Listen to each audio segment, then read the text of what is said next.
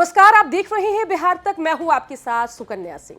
Haryana election का result आ गया है और सिर्फ केंद्रीय कांग्रेस में नहीं, बिहार कांग्रेस में भी हाहाकार मचा हुआ है। बेशक लालू परिवार के दामाद बाबू रेवाड़ी में हार गए हैं चुनाव, लेकिन कुल मिलाकर बिहार महागठबंधन में आरजेडी मजबूत हुई है।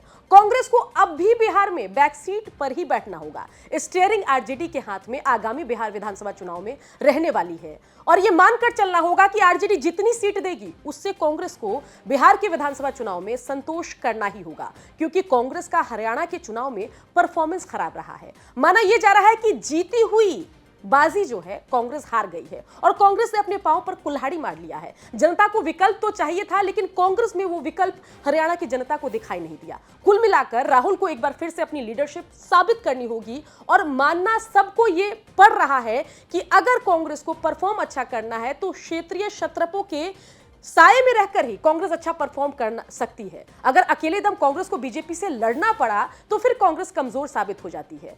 इस पूरे मामले पर एक्सपर्ट क्या कह रहे हैं, आइए सुनते हैं। इस हरियाणा विधानसभा चुनाव के परिणाम ने इंडिया गठबंधन के भीतर भी कई मानकों को फिर से स्थापित किया है।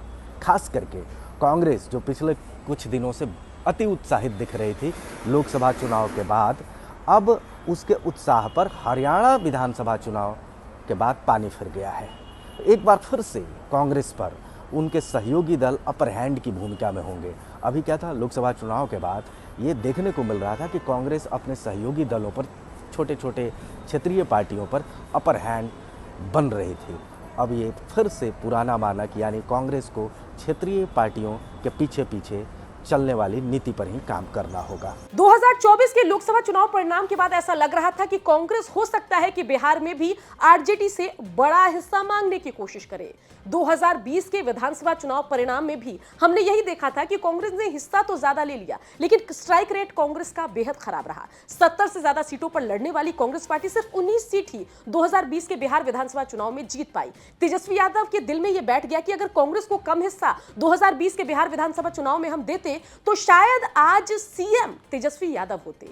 अब लग रहा था कि 2024 के लोकसभा चुनाव परिणाम के बाद बिहार महागठबंधन या इंडिया अलायंस में कांग्रेस बिहार के विधानसभा चुनाव से पहले सीट शेयरिंग में बड़ा हिस्सा मांगेगी, लेकिन हरियाणा के रिजल्ट ने कांग्रेस की मंशा पर स्पीड ब्रेकर लगा दिया है। आरजेडी कहेगी कि हमारे हिसाब से चलो और कांग्रेस को यह मानना भी पड़ेगा। बिहार महागठबंधन में सीट शेयरिंग में क्या कुछ होगा, इसके लिए नजर बनाकर रखिए बिहार तक पर।